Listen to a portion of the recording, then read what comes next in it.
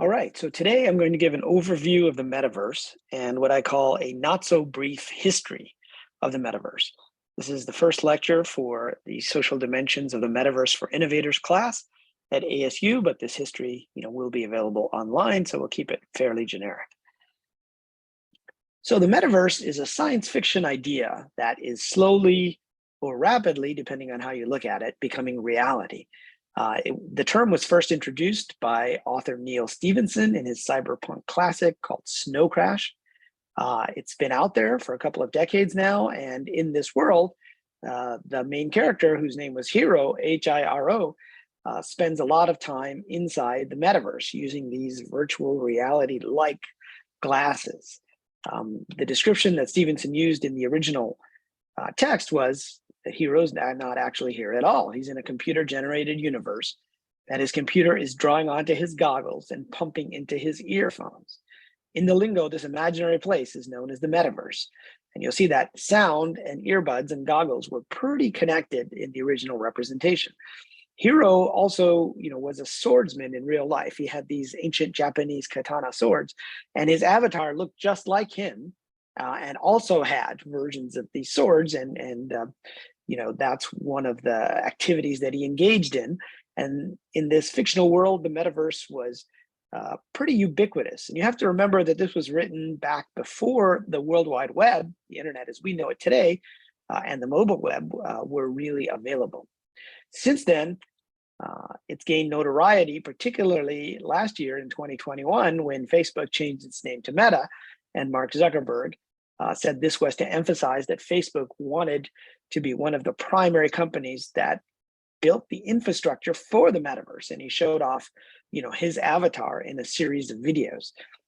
Now, already back in 1992, some of the social issues that come up from being an avatar were surfaced within Snow Crash. First of all, Snow Crash was a very dystopian novel, and most of today's tech moguls seem to overlook that fact that the world had kind of gone to hell, and people like Hiro spent a lot of time in the metaverse where you had different tiers of avatars and different qualities. Hiro's, was one of the better avatars because he was a programmer, but you could tell, somebody's social position from the quality of their avatar. Now, in Hiro's case, one of the reasons he spent so much time in the metaverse was he had a different identity. As Stevenson said, in the metaverse, Hiro protagonist is a warrior prince. And that gets to the idea that we can have whatever identity we want in the metaverse, which raises a whole host of issues that we'll be talking about later in this course. So, confusing question number one is, what is the metaverse? And if you look online or you ask any expert, you basically get a grab bag of different tech buzzwords. Right? It's Web3, it's virtual reality, it's augmented reality, it's XR, which is a combination of VR and AR. You get talk about 3D avatars, virtual land that you can purchase. Some people will tell you it's all about NFTs. Some people will say it's about being able to create content. Some people will say it's decentralized. Anyway, so you get all these different buzzwords. And so it's hard to nail down a definition. So I looked up a few. There was one from XR Today that was a reasonable definition. It says the metaverse can be defined as a simulated digital environment that uses AR, VR, and blockchain, along with concepts from social media, to create spaces for rich user interaction mimicking the real world. Whew, I said it's a decent definition, but that's a mouthful, right? Pretty much everyone who tries to define the metaverse gives you a laundry list of a bunch of different things, which basically means that no one's quite sure what it is. American Century gave us a shorter definition. The metaverse is an immersive next generation version of the internet that could play a significant role in our lives. So it's better because it's shorter, but it's shorter because it's worse because when you use this broad of a definition, it's hard to tell what is the metaverse and what is not the metaverse. We move on to a quote from Kathy Hackle, who has been nicknamed the godmother of the metaverse because of all her public appearances and talking about VR, AR, fashion, and brands in the metaverse. And she said in a McKinsey podcast, I believe it was last year, that one, there's no agreed upon definition. And every morning she had a ritual where she would go look in the dictionary to see if the metaverse was there. It wasn't as of last year. Her definition is also pretty expansive. And she says, I believe it's a convergence of our physical and digital lives, which is an interesting definition. But again, it's so broad that basically anything could be the metaverse if you use that definition.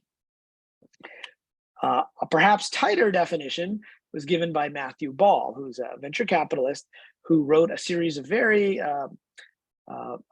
influential essays about the metaverse over the last few years that influenced people like Tim Sweeney at Epic Games and Mark Zuckerberg himself, along with many others. So in 2022, Ball came out with this book, The Metaverse, and how it will revolutionize everything. And he had a chapter in there called, Finally, a Definition. And so his definition is a massively scaled, interoperable network of real-time rendered 3D worlds that can be experienced synchronously and persistently by an effectively unlimited number of users with an individual sense of presence, continuity of data, et cetera, et cetera. Again, we get this laundry list of things to try to describe metaverse, and it seems to be a pattern. Part of the confusion over this is reflected by Wired magazine, where they said, to hear tech CEOs like Mark Zuckerberg or Satya Nadella, the CEO of Microsoft, talk about it, the metaverse is the future of the internet, or it's a video game, or maybe it's a deeply uncomfortable version of Zoom. Basically, it means nobody really knows what the hell it is. So, I'm going to give a simple definition of the metaverse that is not a long laundry list of technologies. So my definition is, the metaverse is a set of virtual world spaces that can be explored by avatars. That's it. Now, of course, you couldn't have given this definition back in 1992 because people didn't know what avatars are. But today, people have a good idea that an avatar is a virtual representation of yourself inside a virtual world. Now, notice that I didn't mention all of these different technologies because the metaverse might involve VR or it might not involve VR. It might be 3D or it might be a set of 2D collectible NFTs where you have some other type of representation. It might involve cryptocurrency, it might not. And so, I believe this definition is broad enough that encompasses all of the specific technologies of the metaverse, which will change as it moves from this science fiction imaginary into reality, but it's also specific enough that you can say something is not the metaverse. I think another good way to think about the metaverse is three key elements that were put forward in the recent book, Navigating the Metaverse, which is by Kathy Hackle, who I mentioned earlier, and Dirk Luat, who is CEO of a metaverse company called Upland, and another gentleman. And they say these three elements are identity, which makes sense because we need a way to represent ourselves inside the metaverse, that it's immersive, which is a way to set it apart from social media, right? I mean, we have identity in social media, but with the metaverse, it's some place we can explore with this identity. And then the third element that they put in there is ownership. And here we have a picture of the Bored Ape Yacht Club. And the Bored Apes are perhaps the best known of the NFTs. And what NFTs and the blockchain give us is the ability to track ownership for any virtual object. And so this has been an issue with the virtual worlds to date, which we'll talk about when we go over the history. I decided to add a fourth element, which I think is important, which is called the economy. And that is having some currency and some way to have an open economy where people can trade with each other, people can create goods and buy goods and sell goods, which of course ties to ownership. It underlies identity because that's how you can get the individual pieces of your avatar, and it's part of the immersion quality. So I think, with that, we've got at least an idea of what the metaverse is. So let's move on to confusing question number 2, which is, does the metaverse even exist? This is also a point of debate. I like to call the metaverse a techno-social imaginary. It's moved from a small group of science fiction enthusiasts who read Snow Crash way back when and many of whom became innovators and started companies that were video game companies or similar related companies. And now it's become a broader market movement, and it's been adopted by large players, including companies like Microsoft, Facebook, NVIDIA, many others. And venture capitalists are now investing billions of dollars in making this imaginary a reality. So a techno-social imaginary, as I define it, is a technology-led vision of the future, often from science fiction, which has taken a hold of a group of people or institutions, which have the power to make them real. Now, this is based on an academic term within science and technology studies called socio-technical imaginary, which was defined by a professor at Harvard named Sheila Jasanoff. However, their emphasis was very much on the social side and on public institutions getting behind some collectively held vision of the future, which is what a social imaginary is, underpinned by science and technology. So you can think about the moon landing or the Manhattan Project as these large public work projects which were adopted by nation states. There are nation states that are adopting the metaverse in Korea and other places. In Singapore, there are governments doing investments in it, but for the most part, the metaverse is a set of private industries and enterprises trying to build something that was science fiction in the past.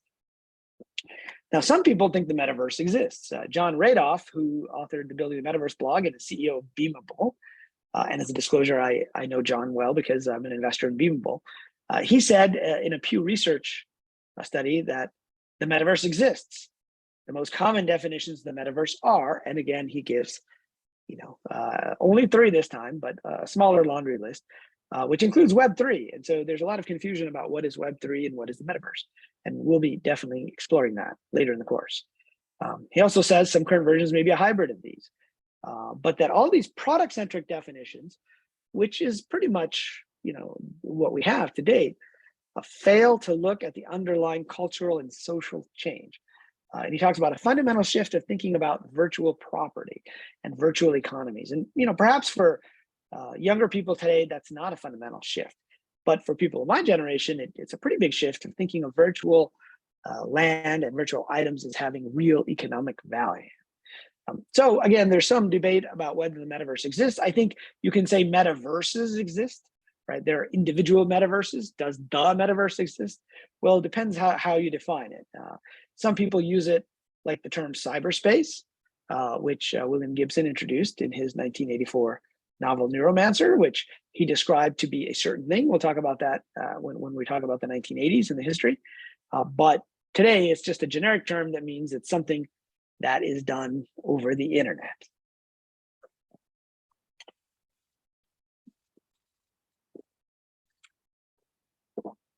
Okay, so this brings us to the not so brief history of the metaverse. And I've put together a timeline which encompasses several different phases of the metaverse. And you can number these however you want. But I've kind of looked at the precursors to VR and video games, which lasted up until the 1960s. The 1970s and 80s, which I call Metaverse 0.25, which was really the era of video games becoming a thing. The 1990s was really the web era. And so we had early MMORPGs using dial-up and then eventually broadband.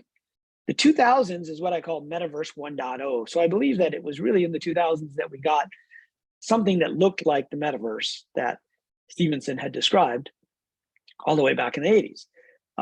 Then we had Metaverse 1.5, where those desktop metaverses like Second Life and others gave way to mobile metaverses like Roblox and Fortnite. And also, we built a lot of the infrastructure for VR and crypto and blockchain, which is now being used as the underlying infrastructure of the metaverse. And then today, I would say we're in Metaverse 2.0, which is taking place in this decade, in the 2020s, where we have decentralized Web3 and VR metaverses all kind of being combined, and we'll see a lot more innovation in the future. So the reason I'm going into a little bit of detail in each of these eras and why I call it a not so brief history is that I want you to appreciate that the history of ideas and technology. Usually we just hear, okay, Oculus came out with a consumer headset in the 2010s, but we don't always hear about the waves of VR before that. And so to really understand innovation and how it happens, you have to look at the innovation loop, right? Because what happens is one group of people innovate, and then another group of people take that and they innovate further, and then another group of people innovate on top of that. So you have this loop going on, which is pretty much how Silicon Valley works. Now, one thing I'd like you to ask yourself is why I included the specific events in the timeline that I'm going to include. There's a reason, because there was an innovation that was important in each of those. Now, there are hundreds of other events that I could have included in the timeline. Then it would move from a not so brief to a very long timeline. But there are specific innovations and reasons, and I want you to keep track of that. But finally, the metaverse is an example of what is often called the science fiction feedback loop, right? This is not only an imaginary turning into a reality, but that reality then influencing science fiction, which influences the next wave of innovation. We'll talk a little bit about that at the end. And that's why one of the emphasis we have in this class is not just on the current products, but on the imaginaries or the science fiction and the visions that people have held. Another reason for going into so much detail is that you'll have to find a research topic for your final paper or a business plan. And so I wanted to give you some threads that you can look at. So for each decade, each phase of the metaverse, think of something that intrigues you and then try to draw a through line between that and where we are today.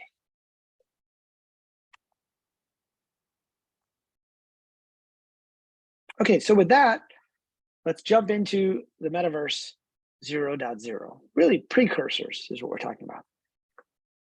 We go all the way back to the 1800s, where the idea of stereoscopy was first introduced. And you had these two pictures that were slightly askew to try to mimic how the eye sees 3D. And you can see a couple of examples here.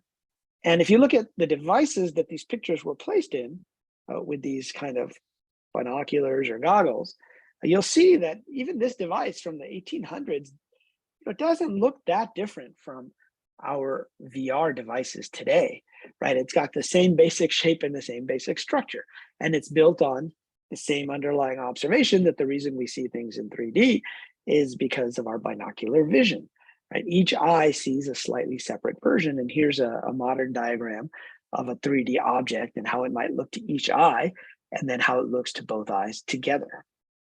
All right, we move forward from the 1800s to the 1920s when a gentleman named Edward Link created a trainer in order to train pilots. You'll see there's no real VR going on here, but there is sort of this immersive cockpit experience. And the new technology of the time was airplanes. They were used in World War I, but it wasn't really till the 20s that they took off. And this trainer is interesting because it's one of the first of a thread that will follow, which are flight simulation games and software. And in World War II, the Air Force, or the Army Air Force as it was called, used the Link trainer to train 50,000 pilots. Let's jump forward to the next decade. In the 1930s, so we're still in the era before computers, the first science fiction story that really described virtual reality in a way that we would understand it today came out by a gentleman named Stanley Weinbaum. Right? In that, a professor develops these spectacles, and the title of the story is Pygmalion Spectacles. And he asks the main character, what is reality? And points out that all dream, all is illusion. I am your vision as you are mine. And he goes on to describe a movie that has not just sight, but sound, and you add taste, smell, and touch. And in this story, these glasses are not just glasses, but there's liquids within them that can be used to help you to simulate these other senses. So in a sense, this is a view of immersive VR and the metaverse that goes beyond even what we can do today. Right now, we're focused primarily on the visual component and the sound component. We haven't even gotten to the haptics, although there are companies now that are working on letting you feel what's going on in the metaverse. We jump forward a couple of decades to the 1950s when the latest craze was 3D films. And you'll see those little paper glasses that they're wearing. One eye had a red lens and one eye had a blue lens. And then the film was shot in such a way that each eye can only see the light of that. And this was used primarily for thrills with horror movies, like House of Wax and It Came from Outer Space, so that you could get some audible gasps from the audience. We still have 3D movies today, as many of you know from the theaters. We don't use these colored lenses. We use polarized light. It operates on pretty much the same principle. Now, this wasn't the first set of 3D movies. There was actually a movie back in the 1920s called The Power of Love.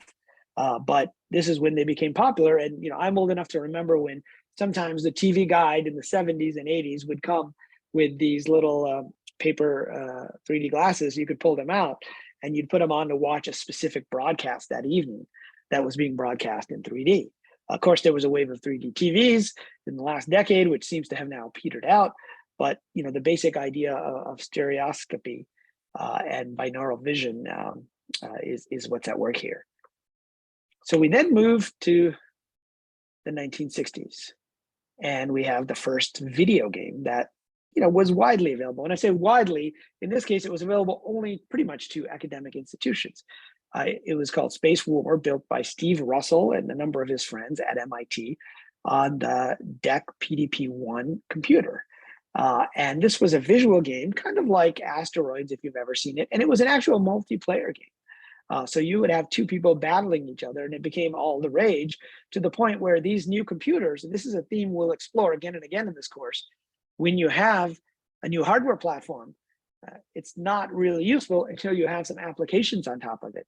And so digital ended up bundling Space War, once these guys at MIT had built it, into the PDP-1 computer, so that when other universities bought it, they had something to do with the computer. And so this is a picture of Steve Russell today, or recently, in 2020 at the Computer History Museum in Mountain View, California. And he would still show up back then once a week and would actually host these tournaments of Space War. And so that was kind of fun that I got to meet him at the time. The 1960s also showed the development of HMDs, or head-mounted displays. There was a gentleman named Morton Heilig, who basically created something called the Sensorama. You can see it in the left picture there, where a person is sitting on a seat and the seat can move and you're surrounded by these screens. So it feels like you're actually in the action. He also later created the Telesphere, and the Telesphere looked, again, not dissimilar from what today's VR glasses look like. He also filed patents on these in the early 1960s. And you can see more information, particularly the patent diagram looks a heck of a lot like recent VR headsets. And this patent was filed, I think, in like 1961 or 1962. As we look forward, this idea of these headsets, there were several developments in the 60s, including in 1961, the first motion HMD. And this was used not for simulation, but really for surveillance. So you'd have a remote camera, and depending on how you moved your headset, the camera would move elsewhere. So in some ways, this is prefacing a lot of different types of surveillance technologies, but the technology that was used to monitor the movement in the headset is something that was then incorporated into flight simulators. And so once again, we see flight simulators being used. The first flight sim was built by a guy named Tim Furness in 1966. And you can see it here in 1967. And Furness continued to build more sophisticated devices and more sophisticated headsets, for flight simulation all the way in to the 1980s. Finally, towards the end of the 1960s, we had the first real example of what we would call VR today by a gentleman named Ivan Sutherland. He had written a paper called The Ultimate Display, where he described how this thing could work. And then with some of his students, they actually created this. And you can see a picture there where you've got these pipes coming down from the ceiling. You've got this headset where a computer is used to simulate what's actually happening in the screen. Now, this thing was so heavy that they called it the Sword of Damocles. But it basically, had all the ideas of wired headsets. Obviously, it was not wireless as we have today. But so we end this phase of Precursors at the end of the 1960s with this very real looking VR demo. So this brings us to the Metaverse 2.5 phase, which is really the era of video games in the 1970s and 1980s. So the first widely available video game was Pong, which was released by a company named Atari and was put into bars and pizza parlors, particularly around Sunnyvale, California, where Atari was based. And there's a great story where they had put this thing into a bar, and after a week, the owner said, "Hey, your machine's not working anymore. It's broken." And so they thought, "Oh, great, this arcade game was not a success." So they went out to see what was wrong, and they found there were so many quarters jammed into it because so many people wanted to play that it was full. And so once they took out all the quarters, people started playing again, and that really was, in many ways, the kickoff of the modern video game industry. In 1974, Dungeons and Dragons was released, which is a tabletop game that you played really in your imagination, and many of the concepts of D&D, including starting off with a character that has a certain class and certain attributes like strength, cleverness, constitution, hit points. All of these concepts were pioneered in D&D. You'll see a picture there from Stranger Things, which has made Dungeons and Dragons, extremely popular again. In fact, I think it's as popular now as it really has ever been because of this resurgence of D&D. And so really it was the precursor to most of the role-playing games that are out there, even though it wasn't on computers. It was just an analog game you played with your friends. In 1975, the first text adventure game called Colossal Cave Adventure was introduced. And gave you a textual description of where you were, and you could type in commands like go down, go up, go left, go right, take knife, cast magic spell. Usually there were 2 words. Now, why is this important? Well, this was one of the first examples of an entire virtual world that you could explore inside the computer. I mean, this idea didn't really exist before these text adventure games. And now Colossal Cave Adventure became very popular, particularly on college campuses. And so they started to port it to different types of computers. And then, once people played it, they wanted more. So in 1977, a group of students at MIT decided to write another adventure game, one of these, what are called dungeon crawlers at the time, Zork 1, although it was just called Zork, the Great Underground Kingdom at the time. This became extremely popular, not just at MIT, but really around the world. And it's interesting because, these guys wrote this for the mainframe computers for their own personal, satisfaction. And that's often how these companies get started. Somebody wants something that doesn't exist, so they go out and create it for themselves. Then a couple years later, in 1979, they started Infocom, and they decided to commercialize this as a startup company. Now, at that point, personal computers were entering the scene. So they ported Zork over to the personal computer, and they became one of the biggest game companies, of the late 70s and early 1980s, with a number of different text adventures that got better and better. They also created what could be called the first game engine. Right? So they had this underlying text adventure engine, and they could create games on top of it. We're used to thinking of game engines as graphical, but this was the first textual one. And so, this is often how startups evolve and how innovation happens, where you build it once, there's a new platform, and then you go and you build it again. My most successful game company, we built a game called Tapfish, and the new platform at the time was mobile, and there really weren't any successful aquarium games on the mobile device. There were some out there, but none that had really made an impact. And so, we took an old idea, which was this idea of having fish in an aquarium that had been done online, and we created a brand new game that was tailored to that platform. In 1978, again, people wanted more, so they created the first MUD at the University of Essex in the UK, and it was basically a multiplayer Zork. And they used Telnet, which is one of the protocols that made up the newly emerging internet at the time. And you can see it's really just a textual interface, just like Zork or Colossal Cave Adventure, except multiple people are there. Each can play different roles, and so that led, to this idea of multiplayer games. In 1977, the first console game engine that became really popular was introduced, the Atari VCS, or the Atari 2600, and you can see pictures of it there. When I was a kid, we used to play classic games like Space Invaders and Pac-Man, which we had seen at the arcades, and we were so excited that we could play them at home. If you think of the idea of consoles today, they really haven't changed that much, right? Back then, we'd hook them up to our TVs. Now we hook them up to our TVs. The controllers have changed a little bit.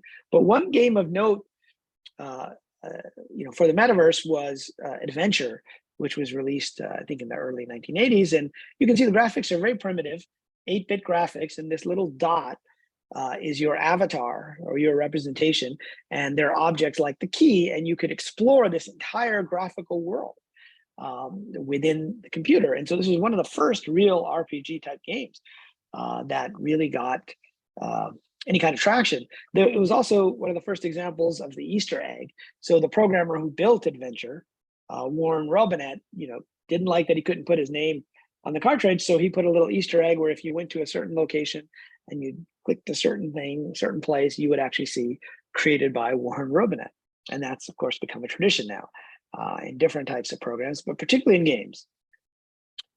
1982, the movie Tron came out. And so this was an example at visualizing what it might be like to go inside a world in the computer. Now, in Tron, the world looked more like semiconductors, et cetera, but it was, one of the first times that many people had thought about what would it mean to go and live inside that kind of a world that was extremely popular. In 1984, William Gibson came out with Neuromancer, where he defined the term cyberspace. And he used the definition of a consensual hallucination experienced daily by billions of legitimate operators, right? With a graphic representation of data abstracted from the banks of every computer in the human system. Now, this was, again, before the internet became popular and before the web was even invented.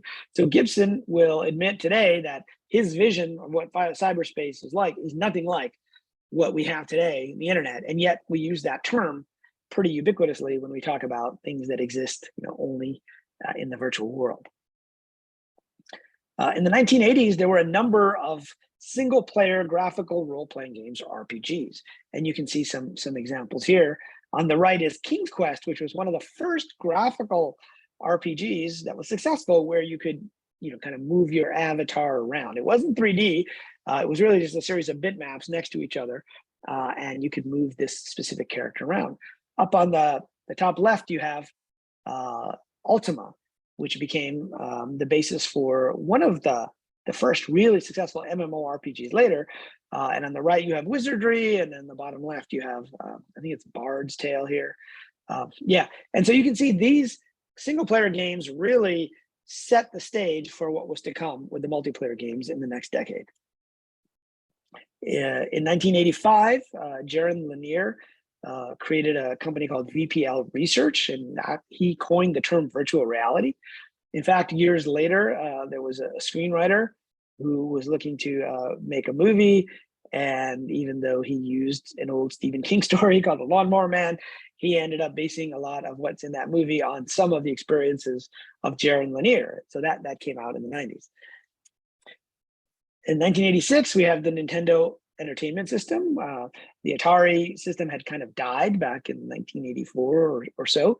And the Nintendo became the popular new console and kicked off a whole series of 16-bit games along with the Sega Genesis. One of the first adventure games or RPG games that became really popular was the Legend of Zelda, and you can see it there. And again, so now we have these single-player games pretty consistently with worlds that are much bigger than what you can see on the screen that you can explore with your character. And so pretty much we've started to lay the foundation for multiplayer games. And in 1986 to around 1988, Habitat was introduced by Lucasfilm Games. So let's look at Habitat, because this kind of ends this phase of the Precursors. So Habitat was what's often called the first proto-metaverse. I know Matthew Ball uses that term in his book about the metaverse, and many of us have been looking at different ways to describe these early incarnations of the metaverse. And so the Habitat was conceived as a graphical MUD, a multi-user dungeon, which basically is a virtual world. It was built by the games group at Lucasfilm, the same company that George Lucas started, which made Star Wars, et cetera. Later that group became called LucasArts Games. And it was built by these gentlemen, Chip Morningstar and Randy Farmer, who helped first coin the term avatar as your graphical representation within this game. It was also full multiplayer, so you can really think of it as a graphical chat. and it was played on the Commodore 64, which was one of the more popular personal computers at the time. And you had to dial into a bulletin board. There was one called Quantum Link. And that sound you're hearing is the old sound, what we had to endure every time we wanted to go online to have any kind of online interaction before broadband was generally available.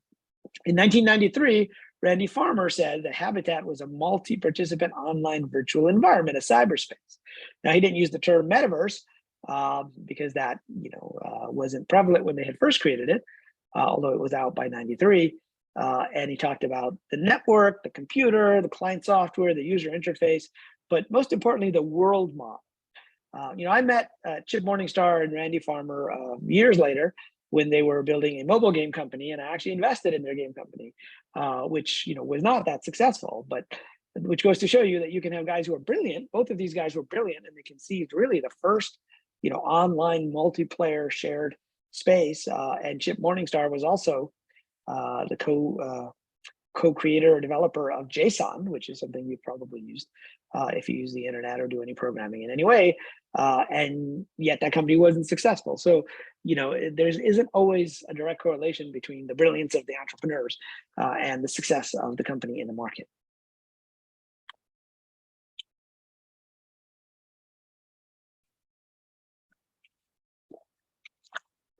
Okay, we now jump to the Metaverse 0.5. So I like to say we're halfway there, which are the early graphical MMORPGs in the 1990s, which were the years of the web.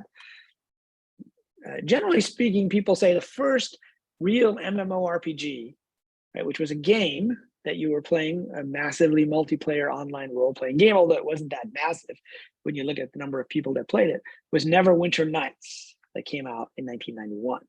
And you can see there's the graphical part of the game, but there's also the textual part of the game where the conversation happens as well. In 1991, one of the first books to use the term virtual reality came out by Howard Rheingold. This is interesting because there's the old phrase that the future ain't what it used to be. And so those of you who are interested in the VR aspect of the metaverse might want to take a look at this book just to see what leading thinkers of the time thought that virtual reality was going to be. And this was written before Snow Crash, so the term metaverse wasn't there. And compare it to where we've ended up today. In 1992, of course, as I mentioned, Snow Crash came out, which coined the term. It popularized the term avatars. I think there was some confusion between Stevenson and the guys at Habitat about who came up with the term, but I think we can safely say that this was the book that actually popularized the term. And people had complete lives within the metaverse. They had jobs that they were doing in the metaverse. So this was really the first full description of this kind of multiplayer virtual world. In 1993, the game Doom came out. Now, why is this important? Well, this was the first really popular first-person shooter that was able to update these 3D graphics quickly. And it was extremely popular. It was also a multiplayer game that brought down the networks on many computers within many universities. And the co-founder and CTO of id Software, which made Doom, was John Carmack, who later on went to become the CTO of Oculus. So you can start to see how some of that expertise developed in updating 3D graphics, which is really the main problem with virtual reality headsets, is the computing power necessary to update things in real time, as you move your head and as you navigate within this virtual world. In 1995, Active Worlds was released. Now, this was really another proto-metaverse, right? The next one after Habitat. And you can see in the top picture there that you've got 3D avatars that probably don't look, they're not that great graphically, but they're not that different from the way we view avatars today. But you can see sort of the Windows 95 interface or Windows 3 interface that is around it. And it was primarily a next version of the 3D chat. But one innovation they had was they allowed you to create your own content and your own virtual spaces. And what's interesting is that another company used that content creation toolkit, and they created what's in the image below. And for those of you who have started reading Snow Crash as your imaginary text for the term, you'll realize that this looks a lot like what Stevenson describes in the metaverse. There's the street, which is kind of this avenue that goes all the way around the world where all the big skyscrapers are. It's always nighttime there. And so this was the first time that an entrepreneur who created Active Worlds, as well as a third-party company, specifically set out to make the metaverse, to turn the imaginary into a reality. Over the latter part of the decade, we had the first real successful MMORPGs, and where the numbers massive, the term massive starts to make an impact. In 1997, we had Ultima Online, which is shown there, which was the first one to reach 100,000 users. In 98, Lineage was introduced in Korea, which was the first MMORPG to reach 1 million. And in 99, EverQuest was released, which became one of the more popular MMORPGs of that era. Now, one thing that happened with Ultima that's kind of important is the introduction of a virtual economy. So they had gold as their virtual currency. And that became valuable to the point where people started farming and creating it. And there was this whole black market economy built on it. There's a great book that was written a few years later called Play Money, or How I Quit My Day Job and Made Millions Trading Virtual Loot. And for those who are interested in the history of virtual economies, this is a pretty fun and interesting read. And you'll notice this is all before cryptocurrency and Bitcoin were available. So, but this was when virtual currencies within specific games became really popular. In 1999, The Matrix was released. And here we had a full-formed vision of a fully immersive virtual environment like a metaverse that was so immersive that it was hooked up through a brain-computer interface. And the people inside could not tell the difference between what is real and what isn't. In fact, the line from Pygmalion Spectacles, where the professor asked the main character, what is reality, pretty much echoes the line from Morpheus in The Matrix, many decades later. And Morpheus, of course, was named after the Greek god of dreams. And so we end this phase of the metaverse. And we enter what I call the Metaverse 1.0 phase, which are desktop and PC-based virtual worlds. In 2001, there.com is introduced. You can see you've got avatars lounging around a 3D space, chatting with each other. And so, 3D chat with avatars was starting to become a reality. There.com was shut down in 2010, and then it was later revived. But perhaps, there's a picture there. In 2004, World of Warcraft was released, which became the most popular MMORPG, at least in the West. And shows like South Park made fun of it because people were so addicted to it. Players started to band together in guilds and have raids, and they had to be online at a certain time. And so you really started to see this blending between your virtual life and your physical life. But perhaps the most defining platform for this era in terms of the metaverse, and what I really call Metaverse 1.0, was Second Life. Even though there were other virtual worlds and MMORPGs, this was the one that came closest to actually building what Stevenson described. In fact, the entrepreneur who built Second Life, Philip Rosedale, created a company called Linden Labs. He started off trying to build a haptic suit. That proved to be too difficult, but then they had to create a world for, when you're inside this haptic suit that you could explore. They created Linden World, which was then renamed as Second Life. It got to over 1 million regular users, and to this day, there are still, I was actually surprised to find out that this was still true, that there are 1 million regular users in Second Life. It became super popular in 2007, 2008, in the same way that the metaverse is written about today. Second Life and your virtual avatar that you could customize, and the virtual economy is one of the more important aspects of Second Life, where the economy got to over $500 million a year. And the first virtual millionaire was someone whose avatar name was An-Chi Chung in Second Life. And there was actually an article, I think, in Fortune, which described the first virtual millionaire who bought lots and lots of virtual land within Second Life. Another item of note in this era was Club Penguin, which was a virtual world set up primarily for kids.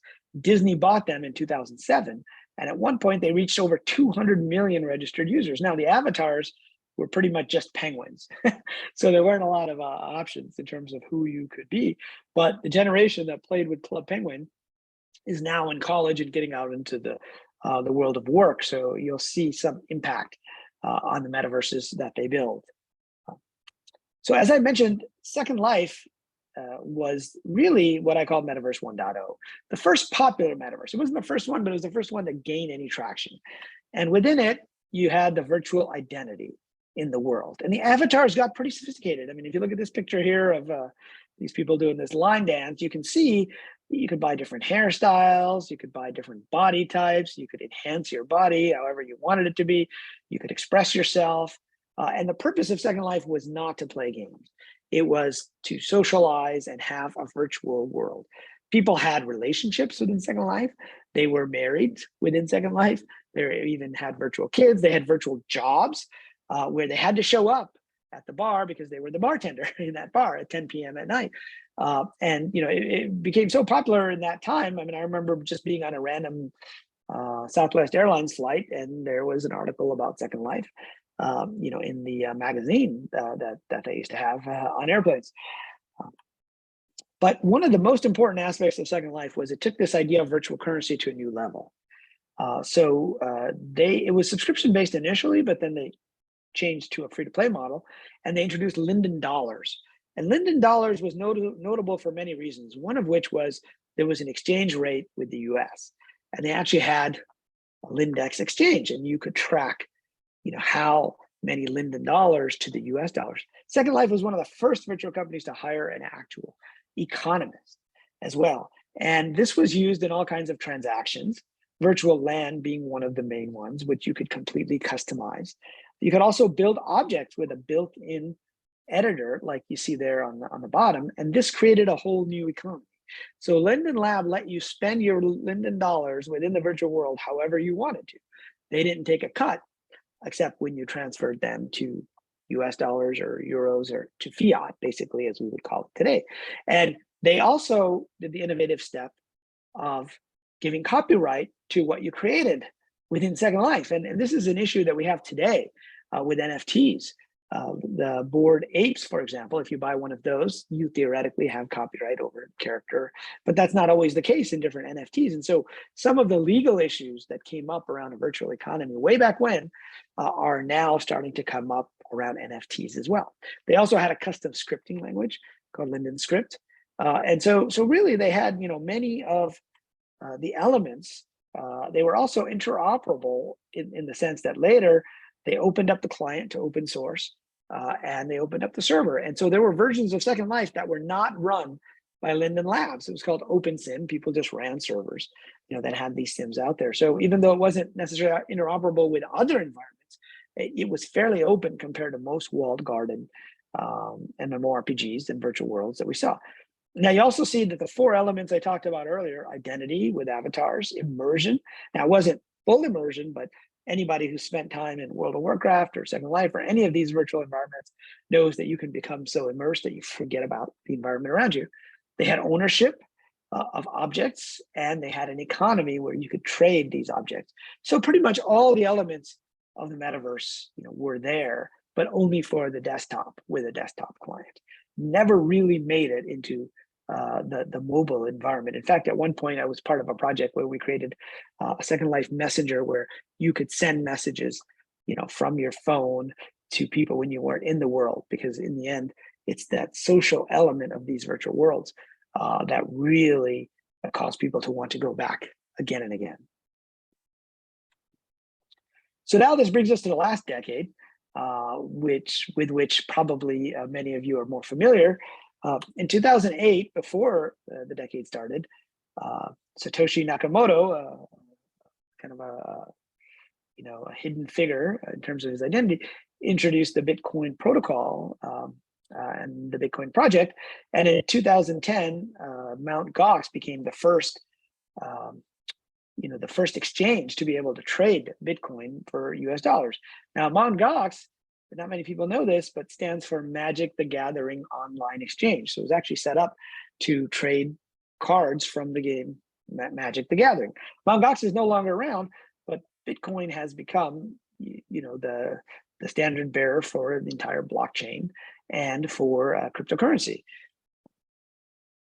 Now here you see a graph of searches on Google for Second Life and searches for Bitcoin. And you can kind of see how there was a peak around 2007, 2008 for Second Life. And then we started to see the peaks in 2013 around Bitcoin and cryptocurrency. And of course, this doesn't go all the way to today. You would see that on the rise. But this was a really important event for the future of an actual distributed or decentralized metaverse. In 2010, the book Ready Player One was released, and the term came from the old arcade games from Atari, where they said Ready Player One and Ready Player Two.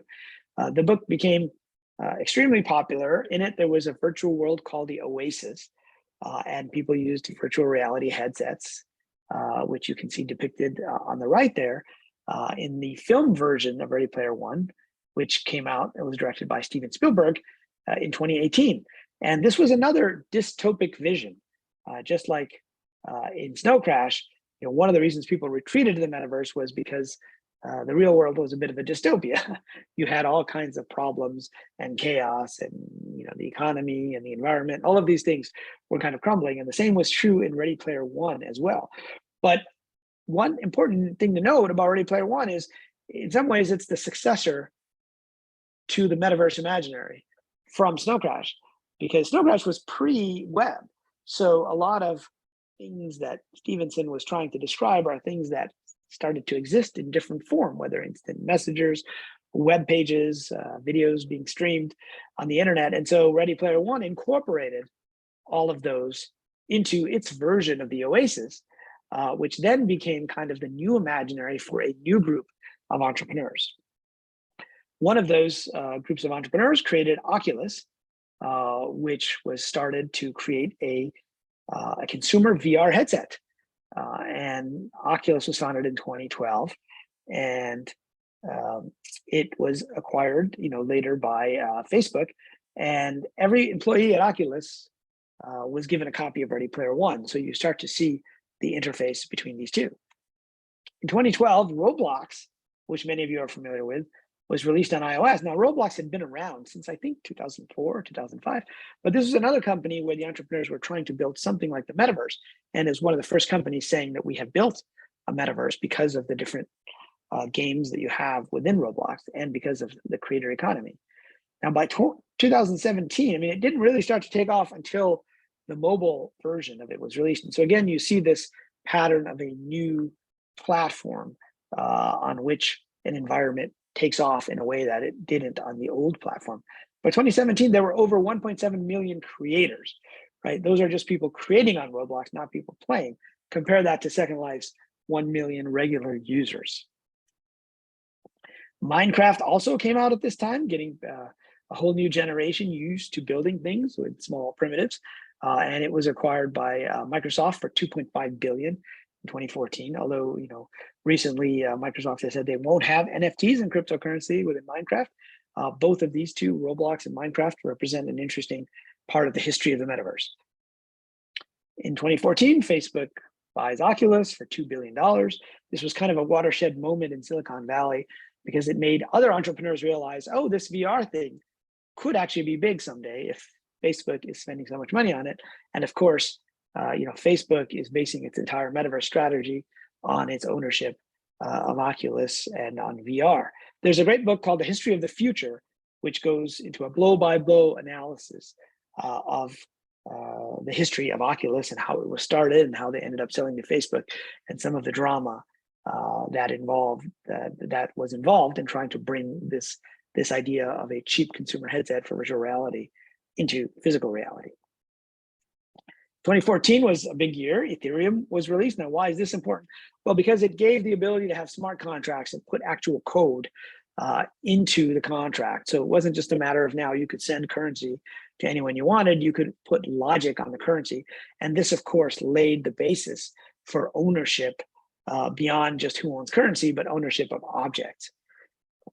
2017 was another big year. Fortnite was released, which became one of the top grossing and probably most popular mobile app of its generation as a battle royale game. VR chat was also released. Now, it's important to note that consumer headsets didn't quite take off the way that many predicted they would in the 2010s. That's starting to happen now, but VR chat is probably taking the mantle of the most popular virtual world within VR. And in fact, just recently, within the last month, HBO released a documentary called We Met in Virtual Reality that talks about relationships and how people met within this virtual environment, which is interesting because there was a whole set of documentaries and news stories, which we'll cover in our module on relationships on Second Life. And we're seeing that now play out with more immersive technology. In 2017, the first NFTs, non-fungible tokens, were released, CryptoPunks being the first or one of the first, and then a standard came out, the ERC 721 standard for NFTs, and one of the first games to use that standard was a game called CryptoKitties, where you could collect these NFTs and you could merge them, and it became one of the first really popular blockchain-based games, right? Whether you call it a metaverse or not, you had these kitties, you could breed them, create new kitties, people were selling them. And so it was a game that didn't have an actual, single screen or application, but you played it out over the web with this collection mechanic. Then in 2019, I'll give a plug for my own book, The Simulation Hypothesis. The first part of that book was really a set of speculations about how the metaverse would develop, not just in the next few years, but over the next few decades, and how long it would take us to get to the point where we could build a matrix-like fully immersive reality where we would not be able to distinguish between what is physical and what is virtual. And I started to do this because I was playing a ping pong game one day in VR at a startup that was in Marin County, and it was so realistic with the goggles on and the responsiveness that I forgot that I was in VR, and I tried to put my paddle down on the table, and of course there was no table. I tried to lean on the table, the controller fell to the floor, and I almost fell over. And that got me thinking that as we build more responsive technology, the graphics weren't even that great. We can fool the brain, and so that's a way to think about the far future of the metaverse. Which brings us to the 2020s and brings us current, more or less. In 2020, a number of decentralized metaverses became popular. Decentraland and Sandbox are two of those, where there's been a lot of attention because of the price of land within these virtual environments. In 2020, the largest concert was in Fortnite by Travis Scott. Now, some of you may have actually been in the concert. I think it had like 12 million simultaneous users in the concert. And of course, now this idea of musicians performing in the metaverse, whether it's Fortnite, Roblox, or other environments, is no longer strange, but that was a big novelty just a couple years ago. The Oculus Quest 2 was released. This is important because it's the first really popular wireless headset, right? Before that, with the HTC Vive and the Oculus Rift, you had to have like the wire connecting you to a PC, which made the whole thing very cumbersome. And so the Oculus Quest 2 started to really kick off today's virtual reality phase. In 2021, Roblox went IPO, and that was pretty interesting because of the number of users that they had and the fact that they were explicitly building a type of metaverse. And even now, they're working on new avatars that can mimic your facial expressions, not just Roblox, but many other people are as well. And so they continue to be at the forefront of both the virtual world, but also the creator economy. I mentioned some numbers earlier of how many people are making a living building things inside Roblox. 2021 was also the year that the NFT craze really took off.